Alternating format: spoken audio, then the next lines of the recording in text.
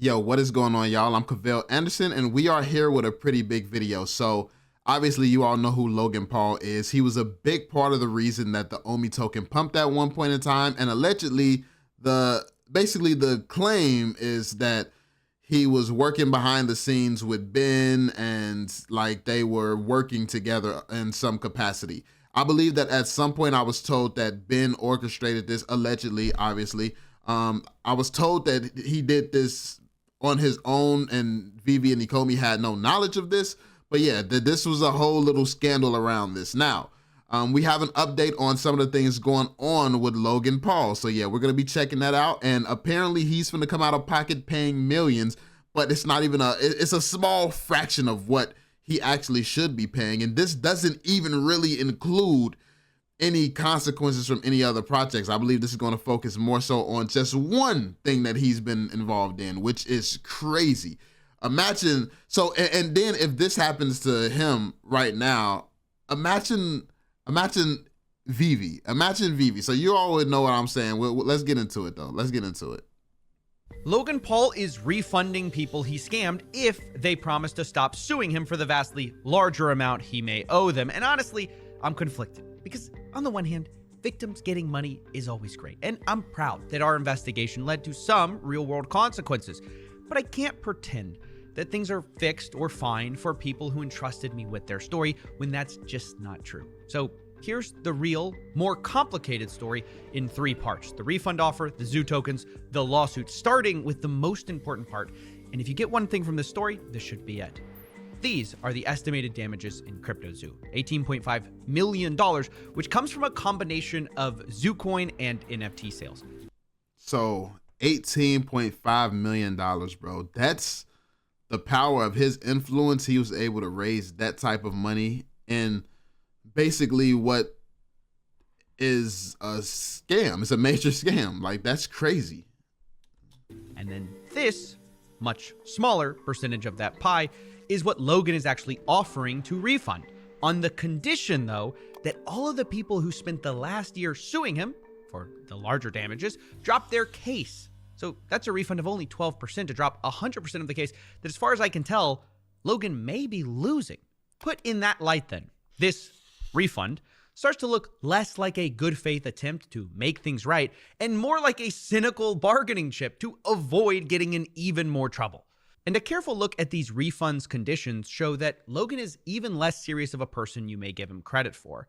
Logan is offering only a 1-month claim window for this refund, given a year after waiting, and hidden in this wall of text is the most shocking part, which is that he's not releasing the CryptoZoo game at all, which I know we all kind of... And that pretty much just like puts the nail in the coffin that, that's scam. That's a scam. Like, when you say you're going to do something, it's the whole selling point, and then you don't do it. You confirm that you're not doing it. That's pretty crazy right there. And I think that that's what a lot of the VeVe fans are kind of feeling like when it comes down to VeVe, because it's a lot of promises. But the thing with VeVe is it does seem like they intend to do all of the things that they're saying that they're going to do. It seems like they're just purely incompetent. With this situation, it doesn't seem like he ever really had any intention on doing anything that he said he would do. But I mean, that's just my opinion. That's just what it looks like to me. But yeah, who knows? Kind of knew that, but is actually insane, because that's the thing. To be clear, he's sold millions of dollars of NFTs for and tens of millions of dollars of in-game CryptoZoo tokens for. I knew he wasn't going to make it, right? We all get that. But I watched for 3 years as Logan's fans, and that's what these investors were. They were fans of Logan Paul. They spent 3 years begging this guy to make this game. And the entire time, he told them he was working on it. And I thought, even at my most pessimistic, that Logan would at least crap out some abomination that he described as a game that limped past our lowest collective expectations. I mean, truthfully, with that type of money, with this type of money, you could have just easily threw out $100,000 game, bro. You could have threw out $100,000 game and just like, boom, here it go. This is what we've been working on. Like, I mean, even VeVe did that much, which is crazy now that I think about it. It's like, I mean, even VeVe could do that, but it's worse when you compare it to VeVe, because they done generated, what, $1 billion, and they threw out $100,000 game or metaverse, and it's still not even out. They got like what appears to be $100,000 metaverse showing, if even that. It's crazy. I mean, it is insane, bro. But I was wrong. I mean, I wasn't wrong the first time he said I was wrong when he said he was going to still finish the game. I was wrong that he was going to do it at all. But even after 12 months of work, you've still managed to overlook one crucial piece of information. See, even though I've said it's coming so many times, you've assumed that CryptoZoo isn't being made. Who are you to decide when the development timeline ends? Trust me, CryptoZoo is coming. I will make damn sure of it. Oops, so much for making damn sure of it, because there's no game. This is what makes this such a massive con. This guy sold millions in NFTs, tens of millions of Zoo tokens, and he's not even going to release the thing he promised this whole time. This is why it's such a slap in the face. These investors spent 3 years waiting for a game. Not only that, 2 years waiting for an update, which he never gave, and then a year suing him. And after all of that, all he offers is a 12% refund, no game, 30 days to accept. So look, Logan's already taking heat. How does he, I mean, I don't get how he could be in a situation he in and he's not kissing ass. He's not, like, it's crazy, bro. It's like, it is put into that context. It's crazy. It's a crazy offer. It's a crazy thing to do. You're not giving people anything, and you setting all these terms and conditions for how you're gonna do the right thing, which you're supposed to just do anyway. It's insane, and it's not even really doing the right thing. You're just trying to save yourself. Like, it's crazy. For making good on a promise that he made a year late, but that's not even true. He's not making good on this promise because it's not the same promise. Last year, what he promised was no strings attached buyback and you get a game. This year, it's please drop your lawsuit and you don't get a game, which is incredible to me that there are influencers out there like KSI parading this around like a win for Logan Paul, like he's some sort of hero for offering a year late, half-baked settlement offer. KSI says, what will the haters say now? I don't know. How about where's the game? Where's the art? Where's the millions invested? Where's the motivation for this tweet? Oh, wait. KSI is a co-founder with Logan and Prime. So, of course, that makes KSI Logan's new biggest fan.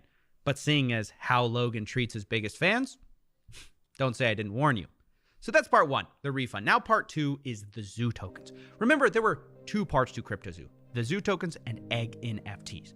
Now, the tokens were the vast amount of damages that were actually caused, while the NFT sales were much lower.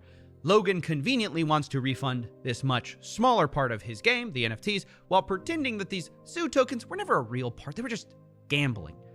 Now, this was sort of less bad when the game was still going to come out because, you know, it made some sense. Maybe you'd still have these tokens, but now it makes no sense at all. From Logan's statement, this buyback is a way for me to make whole those who intended to play CryptoZoo. The buyback is not intended to compensate those who gambled on the crypto market and lost. So he's describing people who bought his in-game currency as gamblers. But that's confusing because the whole point of these Zoo tokens was to buy the Egg NFTs and play the game. That's crazy. That is crazy. This man, he just switched it up so crazy and he switched it up so smooth. That's insane. That's insane. Now he's calling people gamblers and trying to make it seem like, oh, you take a risk when you invest in crypto. Yeah, you take a risk that the company behind the crypto is a liar. That don't stop you from being a liar, bro. You lied. Like that. They invested in what appears to be a utility token, which means that if that utility don't come, which obviously it can't come because the game's not even coming, that's on you. That's on you. They have every right to sue. That's literally how it worked, according to him. So instead, he calls people gamblers, despite also saying, quote, Zoo token was created to support the CryptoZoo game and its players. It was, quote, not intended to be an investment vehicle. So how can he say that, then turn around and say people who bought this were gambling? If it's not an investment, how can you refund people who intended to play CryptoZoo if you don't refund people who bought the token that was, quote, created to support the CryptoZoo game? Exactly. You basically just said, like, you tried to downplay it in the stupidest way possible. You basically just gave the case for why you owe them their money back. They bought tokens for a game. It's not about crypto. They bought tokens for a game. The game is no longer coming. So refund their pre-ordered tokens. That's it. Like, he's finna get hit with more lawsuits. Like, if it was me, You can't. It makes no sense. And this is why I say this isn't even close to a full refund. And now that he's abandoning the game, what we actually have is millions of dollars of in-game currency Logan sold that he won't pay back. Which brings us to the final part of this story, the third part, the lawsuit. After telling all his fans that they were gamblers who lost, Logan has one final surprise. He says, quote, "I have filed a lawsuit in federal court in Texas to hold these bad actors accountable, people who ruin CryptoZoo." But what Logan doesn't tell you is that Texas lawsuit is something he's being sued in already. He's a defendant in the lawsuit that he links in his tweet. He's just cross-suing his co-defendants. Like, he's already being sued, and he's just re-suing the same guys who are already being sued. And who are these secret bad actors Logan's going to hold accountable anyways? Turns out it's his employees he hired, Eddie Ibanez and Crypto King, which all of us already knew because I investigated the story a year ago. But imagine my surprise. It's crazy how these guys are turned on each other, man. Like, everything was fine when they was making all this money together. Then they get caught doing something. They allegedly get caught doing shady things, and then they get to suing each other, trying to save face, it's just like this. That's why you don't play dirty games. Like, this is why you don't do that. Then you won't be out here looking, realistically, just looking stupid, doing stuff just to try to stay afloat and minimize the damage that you've caused. When Logan Paul tries to rewrite my investigation to pretend he did all the work himself and uncovered the real scam of CryptoZoo while simultaneously trying to erase his part in it.